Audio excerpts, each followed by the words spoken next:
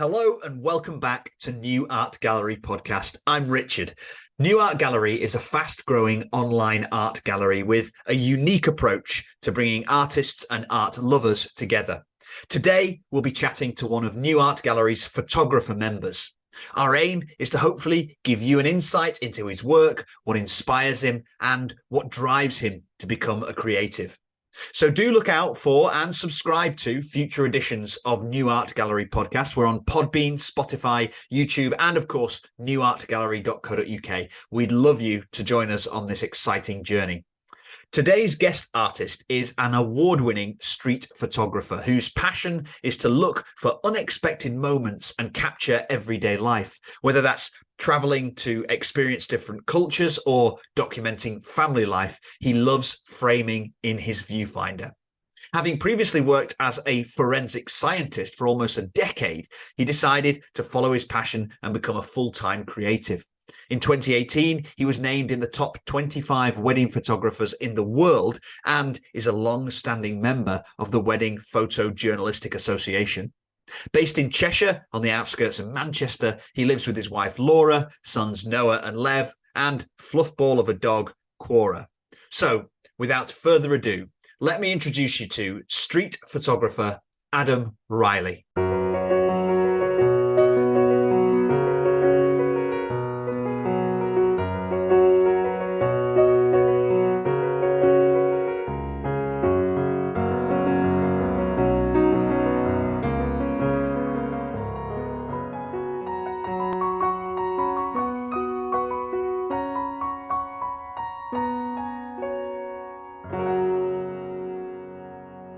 So, Adam, welcome to New Art Gallery podcast. It's great to meet you. How are you?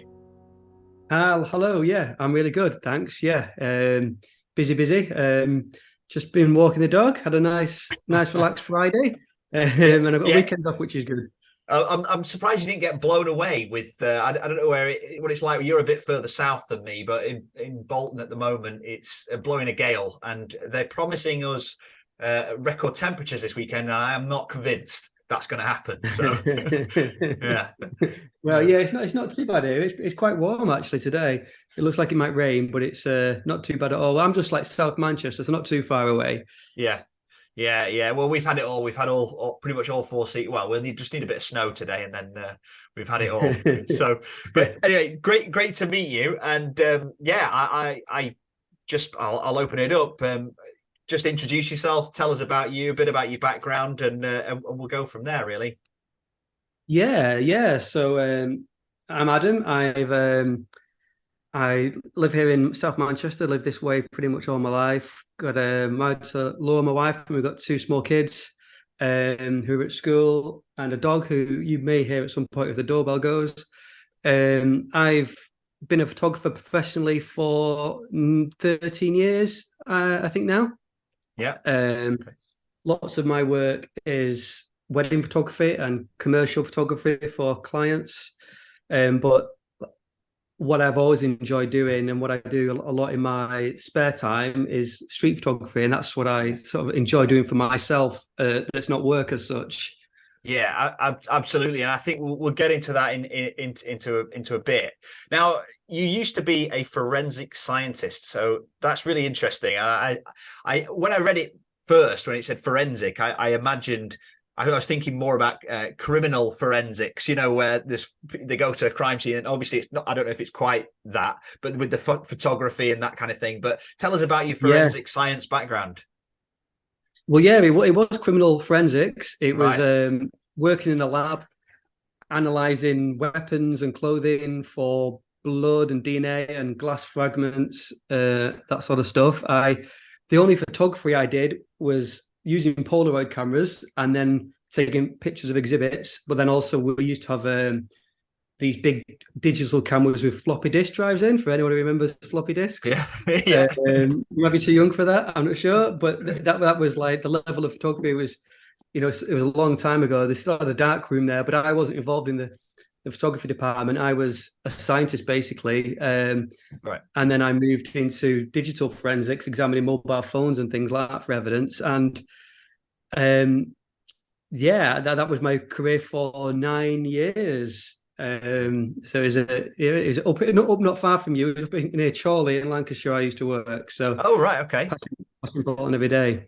Yeah. Well, I grew up near Chorley. So, yeah, I know it very well. Yeah. Plenty of forensics to be done around there anyway. Yeah, well, I say nothing. No, if anybody from Chorley's listening, it's a lovely place now. I have some very fond memories of Chorley. So, um, Yeah. yeah.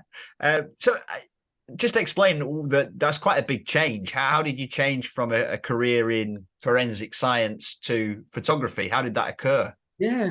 Well, I've never seemed to plan anything in my life, I guess. I never planned to be a forensic scientist. It wasn't like my dream or anything. I just sort of saw a job in a newspaper one day and thought that sounds fun.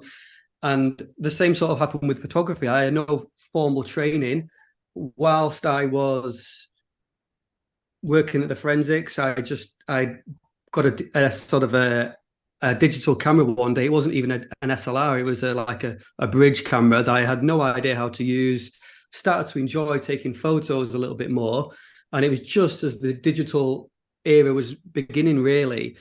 And then my wife bought me an SLR and I got a book for Christmas. And I did go on a few courses with David, who you know from the gallery, and he taught me a little bit about lighting and stuff like that. And he used to enter competitions within his group up in Rivington, and I really got into it. And I started taking pictures for friends and families, like pictures of kids, basically, but using studio setups and using lights. And I was really enjoying it. I thought that'd be great to do as a career, but never thought much more of it. But then the Forensic Science Service, where I worked for, got shut down by the government. They decided to, in their wisdom, privatize forensic science in the UK. So I had like a 9 months lead time that I knew I was going to be made redundant, and I decided I wanted to try and get out of that field and have a go at photography. And I'm still having a go now. I'm still doing it now, basically. Yeah, no, what an amazing story. And I think like a lot of things in life, we don't always plan them, and sometimes they just happen, don't they? I suppose. Yeah, definitely. Yeah, excellent. So, now I want to get into street photography a little bit. Now, it's I've seen some of your photographs, and one of the reasons why I wanted you on the podcast was because I liked your work so much. And I think you explain it to me what street photography is. I'm not going to try and do that. Explain to our audience, our listeners and viewers who might not be familiar with that particular branch of photography, and specifically what it entails. I'll let you talk. Yeah, I think it's really varied, street photography.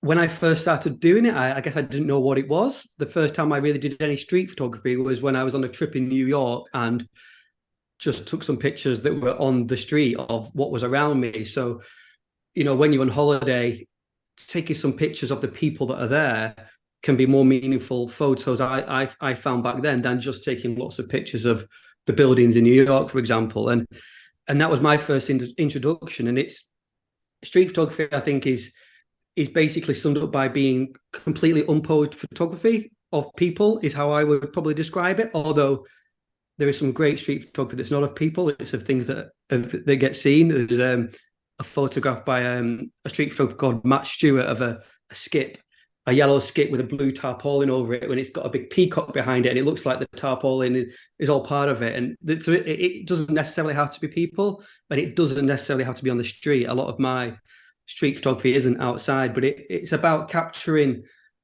the everyday moments that we're all walking past constantly and looking for the interesting things in them. And there's no setting up allowed. There's no staging of the moments. It's just quite natural, and the way I shoot, quite reactive to what you see and what's happening around you. It's not necessarily, it's not necessarily very easy to find out, I think, in a sentence, because everyone's got their own version of what street photography is. But that's it, I suppose, in a bit of a nutshell, if that makes sense for me, anyway. Yeah, it makes perfect sense. I'm not a photographer, no experience in it. I know, but looking at it, it's quite unique. In, I suppose, the street photography that I see, it is about capturing that moment that, if it was a second later, it would be completely different. you'd get obviously a different photograph entirely with different meanings and different feelings. I don't know if that is that something that draws you to it.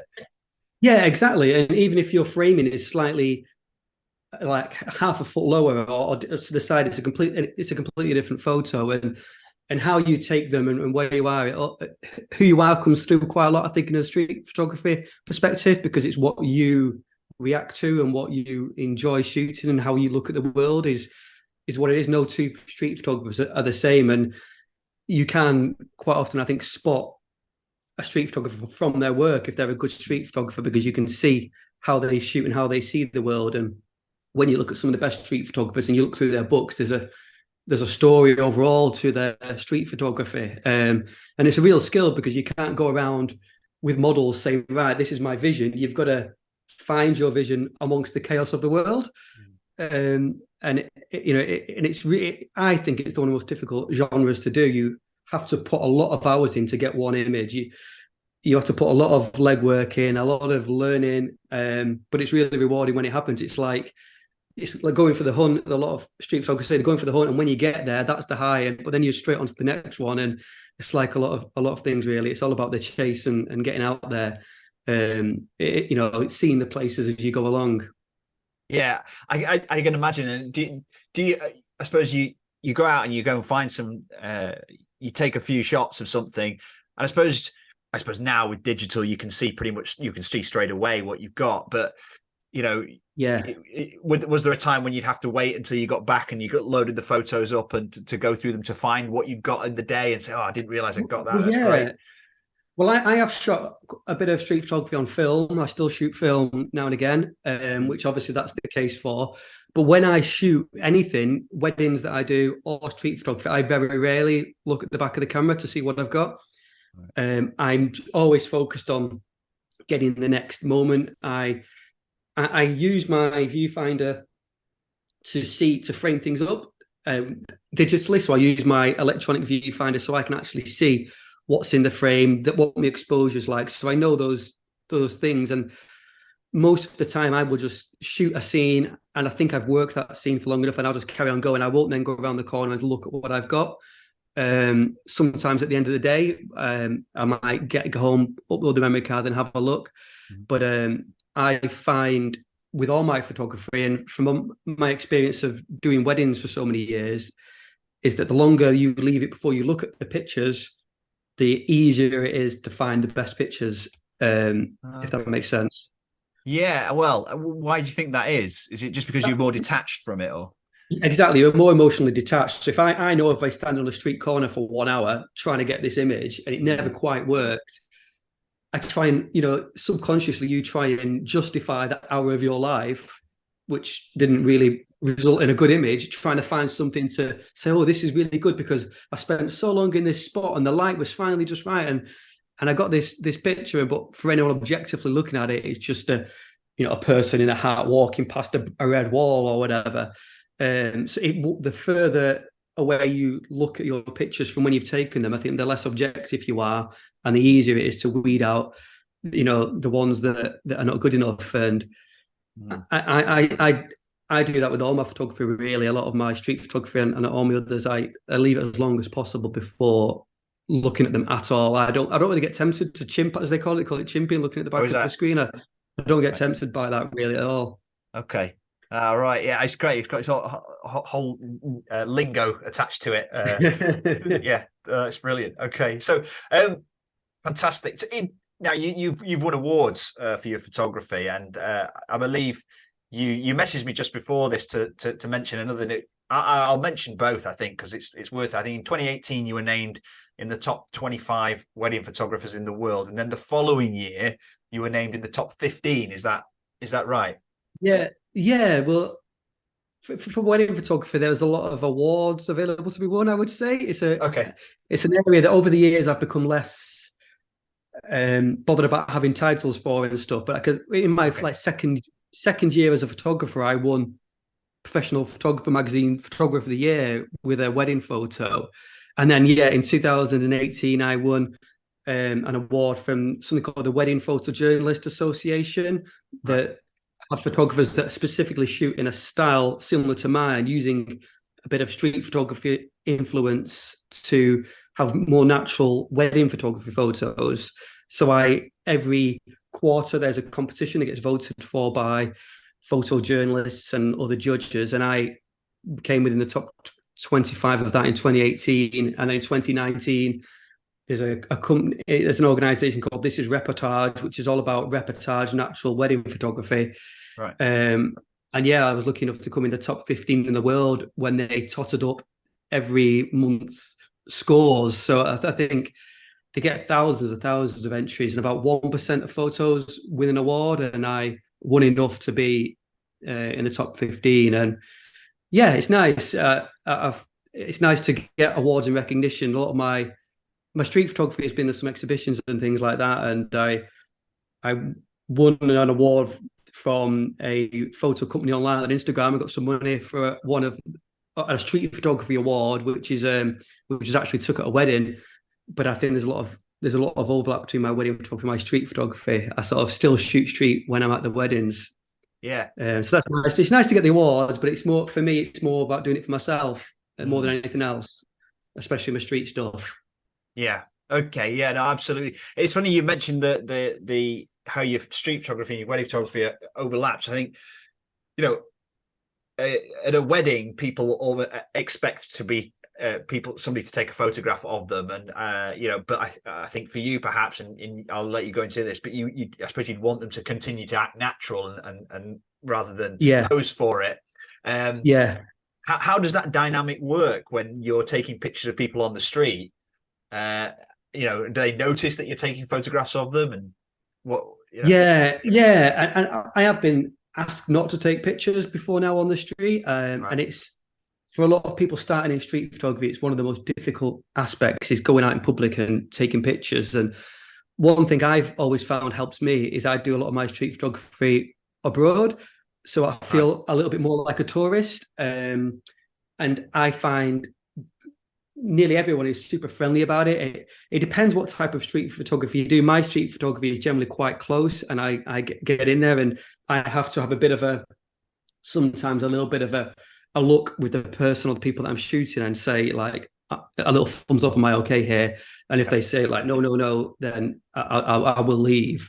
When I was in Vietnam, and my wife and I were traveling. This is when I was first started street photography, and I remember there was some builders who were having a tea break, and I thought I'm just going to go and be brave, and I was going to go over and just like say, can I take some pictures? And they were like, oh, come and have some tea with us. And I sat down and I was drinking tea. I was showing them pictures of like my dog on my phone, and it was really knowing and getting to know people and meet people that I would never have met on a normal holiday, because I was trying to get images, and I got some great ones where I'm with them and guys, they were smoking, they were laughing. I was able to get really close, nice street photography where they are acting naturally.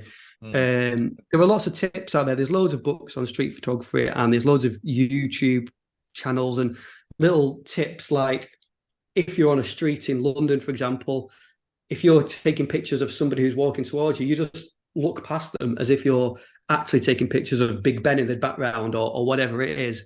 Whereas in fact, they're the subject of your picture. And that happens to me a lot in wedding photography. A lot of the mother of the bride will be like, oh, sorry, I'm in your way. And you're like, no, you're not in my way. Like, you're framing this for me. Like, your side of your head is giving me depth to my image. And it's something that comes with practice. It does take a lot of practice to be able to get unseen, really. Yeah, it's like covert. You got to be covert about it sometimes. Yeah, without being weird and sneaky. I think the more confident you are, the better, the easier it is. It's very easy if you just start doing street photography to like quickly grab a picture and then hope no one saw you, but then that looks weird. That looks a bit creepy if you're just going down to the middle of London and doing that sort of photo. You've just got to be brave and be out there, and then it's, this guy must know what he's doing. It must be a reason for it. Yeah, confidence and credibility kind of links, I suppose. Yeah, exactly. Yeah, it's funny. You just reminded me as well. I saw a friend of mine posted. I think they do a bit of street photography themselves, and he posted a picture, and it was of two lads in a boat. And they must have spotted just as he was taking the photograph, and they've got sort of this pose on them, like Yeah, but it made such a fantastic photo, yeah, that yeah. moment, capturing that moment. But yeah, Yeah, so I think eye contact sometimes works well in street photography, when it is just that moment of them looking at you. Or I have a photo of a lady in Istanbul, and she's outside a big mosque, and she's got an eye patch over her eye. And I waited in that spot for 20 minutes, maybe. It's a really busy part of Istanbul, and then the picture that worked the best was one where she was looking directly at the lens. It just sort of works better than all the ones where she wasn't really looking. I think sometimes it does make for a good image. yeah, absolutely, absolutely. Okay, fantastic. So I think we kind of covered this, but it's a bit of a different art form, street photography, from what I can see from painting, for example. There's often some planning that goes into that, creating that canvas. With street photography, it seems like it's much more about timing, capturing that perfect shot in a split second, and looking for, unexpected moments. Do you Yeah. have a process to that? How do you decide what to shoot? I think you kind of touched on this, but what's your process there? Well, yeah, I always have my camera on me, and I'm always looking if there's ever a moment that happens that just piques my interest. And I think that's where street photography varies so much. For some people, that might be colors or geometry. For me, it's usually about the people and emotions, maybe, and things that just make me smile or make me laugh. And they're the moments I'm always looking for, and we'll try and get a picture of. Generally, I've done a lot of street photography specific trips over the years. So it must have been 8 or 9 years ago, myself and some other wedding photographers decided to go to Paris for the weekend and just shoot some street photography. And then every year since then, up until COVID, we went to like Mexico, Istanbul, Barcelona, Berlin, and every year we'd go to a different city, and we would just go off in groups or go off on our own and just go and walk and see where our feet would take us. Do Right. 30,000 steps. I would just walk and just see what we saw. And when we went to Mexico, it was Day of the Dead over there, and everyone was partying, and we literally, I was having locals giving me bottles of tequila and dancing down the street with me and having like loads of fun. And it's just for me, it's just about seeing where it takes you and having a vision. That's how I tend to shoot. And I literally just don't stop walking. It will be from the sunrise to sunset, walk, walk, walk. What's gonna happen here?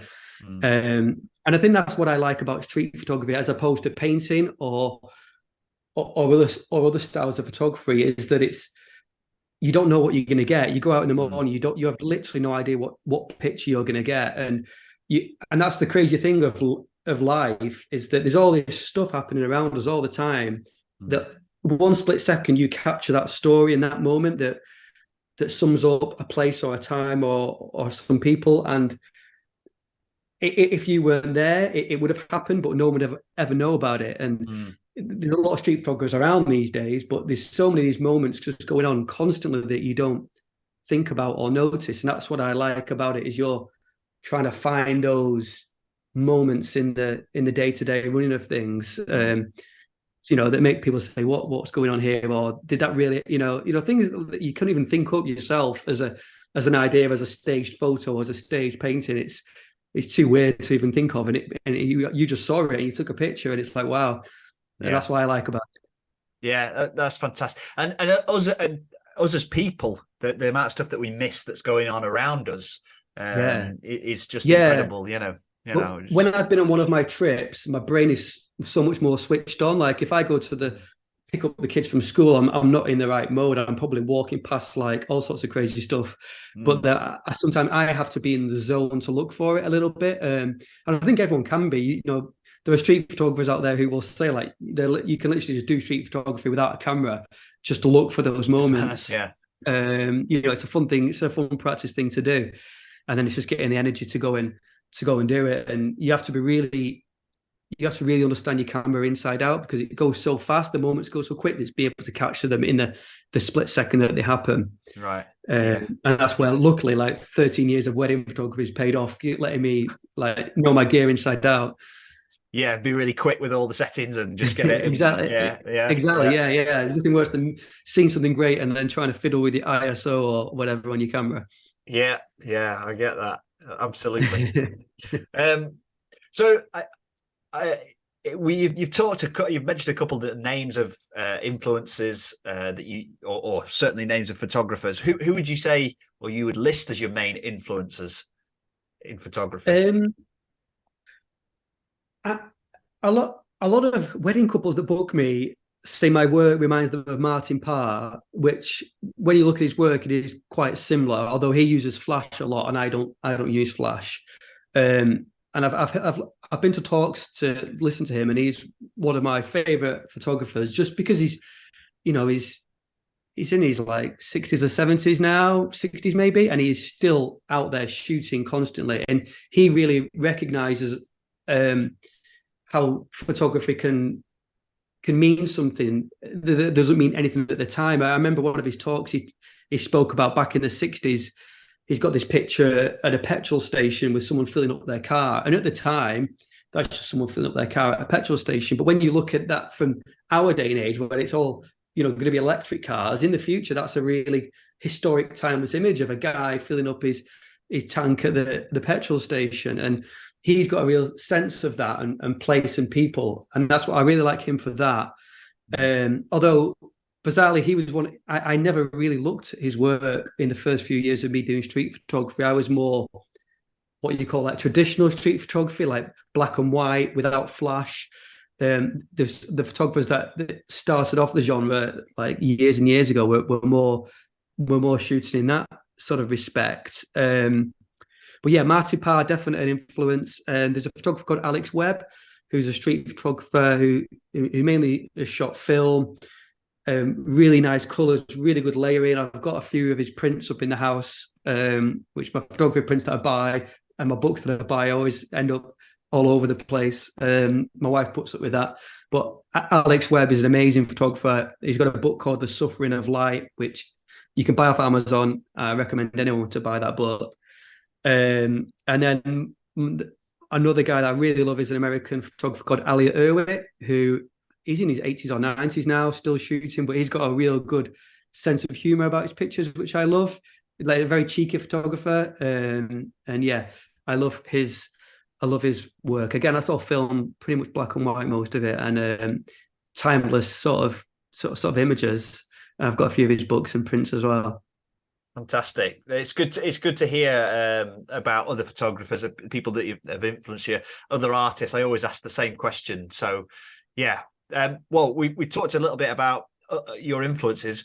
What about your photographs? I think you've got 3 that you'd like to talk about. I'll get these up here, and we can have a little chat about them if that's okay. Yeah. The first one, you've already mentioned this one actually. It's the sorry, my dog's going mental because the door's just gone. Oh, I can't hear it. I can't hear it. It's okay. It's okay. That's fine. This was the one I took in Istanbul, and I think the reason I probably chose this was to chat about how that connection with a person can really help your image. For this photo, I was using the screen on the back of my camera to take the photo, and I was stood sideways on to the lady with my camera pointing towards her and then looking down at my screen. So she didn't really know I was taking pictures, and I was there for 5 or 6 minutes in that exact spot. And I liked how she looked straight at the frame, but how her body makes a triangle and how the people in the background contribute to the image and the sense of place. And that's what it's one of the first images I took street photography wise that I'd taken a while to construct, and then it came together, because a lot of my photography is quite reactive, just moments that happen, whereas this one was sort of waited out, and I worked that as a scene for quite a while and when it came together and she looked at me, I sort of I like that as a picture, really. Perfect. Yeah, it is. It's it's got something to it. Absolutely. I really like it. Okay, so and then the next one, if I can get to it now. Right, here we go. This one is quite interesting. Okay. Tell us about this one. Well, I just quite like the story behind how I got this picture, I guess. So that this was in Barcelona, and on the right-hand side, there's the guy looking up, and it was a billboard that was all around Barcelona, and the picture was 2 people looking up, at the sky. So I was walking around Barcelona thinking it'd be really good to get an actual person also looking up to do something to bring it together, and nothing. I stood out by a billboard like on a few occasions for 20, 30 minutes and nothing happened. So I was walking down Las Ramblas in Barcelona, and a helicopter went over, and I noticed everyone started looking up at the helicopter. So I was like, I need to find a billboard. So like I was just desperately looking around, and then not far away there was this billboard, and I ran over and framed that on one side and waited for trying to find something interesting of somebody looking up on the other side to sort of complete the story. And I think the guy's looking at the helicopter. I think the lady behind is just messing with her hair and happens to look up at the same time as well. Yeah. So yeah, it was a bit of, it's a little bit of, there's always a lot of luck in street photography, but it's also a bit of being aware of your surroundings all the time, because you never know what might come of it, really. Yeah, situational awareness must be a massive skill. Just knowing what's it's going one on. of the fun parts of doing street photography is you get to notice things that you wouldn't have noticed otherwise. Yeah, absolutely. And here we are, a very famous person here. Tell us about who this is and about this one. Yeah. Well, this is one of the popes. I can't remember his name, but basically, I think he's a current one, isn't he? It might be. It might be. I don't know idea. When was this taken? This was about maybe 5 years ago. It might be more than that. 6 years ago. Was it Pope Benedict? Oh, I didn't know at the time. But basically, I was in Rome doing street photography on another one of my trips, and I just thought I'd go and see what was happening at the Vatican. And there was lots of chairs there, and I thought there's lots of people around. So the more people around, the better for street photography. Basically, you want traffic and footfall. And I started to shoot all these people arriving, and there's people arriving with paintings of the Pope and all sorts of stuff. And I'd never been to the Vatican before, so I didn't know if that's just like what normally happens. But then I then found myself cordoned off in an area in the Vatican with all these people, and then it got busier and busier. And I wasn't planning on staying there, but I was there for 2 or 3 hours in the end. And then the Pope came past on this little car, and everyone was screaming and going crazy by me. And I was like, not expecting this, but there were obviously people who'd come, painted pictures of him and come from different countries and everything to see him. And I got really close, and I didn't really take any pictures of the Pope. I was taking mainly pictures of the people. But when he came past, I had to do it. And then the lady in front of me is trying to take a picture of him. And I quite like how her reflection in her own camera gives a bit of depth to the image, as well as obviously all the screaming people. And it's one of the ones that sort of like Martin Parr, like I was saying, has got a bit of a historical significance to it, I guess. But again, that's just a bit of luck and a bit about you never know what's going to happen in street photography, because I had no idea I was going to see the Pope that day. And then here he is. Certainly. I mean, what an opportunity. Just I can imagine you being there and getting busier and busier, and then all of a sudden, one of the most famous people in the world. It was just there. It was crazy. You're like a rock star. Yeah, absolutely. Great. Okay, so thank you for that. It's great to get an insight into some of your work. A quick fire question round, 3 quick fire questions. What role do you think the photographer has in society? For me, my type of photographer that I like what I do, it's about documenting and telling stories. That's it in a nutshell. Telling stories and documenting the life around us and what goes on in this crazy world. Yeah, absolutely. Okay, and who's the best photographer that's ever lived? That can be, he can be alive now or dead, or she. So I find that a really tricky one, because I don't have a favorite band. I don't really have favorite things. I don't even have a favorite color. But I would, if I had to pick one person that influenced my genre of street photography, it'd be Henri Cartier-Bresson, who's known as the father of street photography. He coined the term decisive moment, which is, as you were talking about earlier, about getting that moment in time. He came up with that as an idea, and his photography still stands out now, and it's, probably like 100 years old. So probably Cartier-Bresson.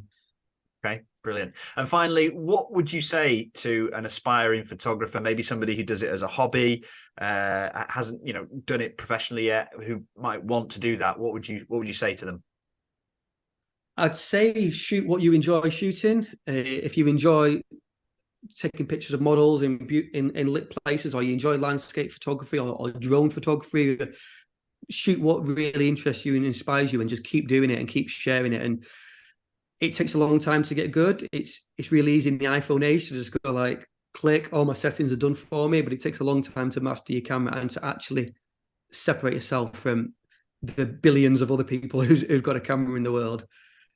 Fantastic. And yeah, everybody's got one of these now, a camera to shoot anything at any time. So okay, yeah. Fantastic, Adam. And finally, last question, I've got to ask this.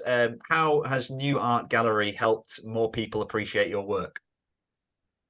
I think probably giving my photography to a different audience than it normally would be too. A lot of people enjoy having paintings on their walls, and I do too. We've got quite a lot of paintings in our house, but I've got more photographs in my house. I don't have any of my own street photography up, but I do have a lot of other street photographers' work up, because I really enjoy looking at the world through other people's eyes, and I think it's helped me connect with an audience is a little bit different than that, really. That wouldn't necessarily think of street photography as something that you would have for yourself. So yeah, it's good for that. Good, excellent, and that's what we aim to do: get more photographs, more art into people's houses. So brilliant. Well, Adam, it's been absolutely fantastic chatting to you. I've really enjoyed it. All the best, and hopefully we'll have you on again soon in the future. Oh, thanks so much, Rich. It's been fun. Great. Cheers, Adam. Thank you very much. Cheers. Thank you. Thanks for listening, everyone. You can buy Adam Riley's work now by visiting his gallery page at newartgallery.co.uk. See you again soon.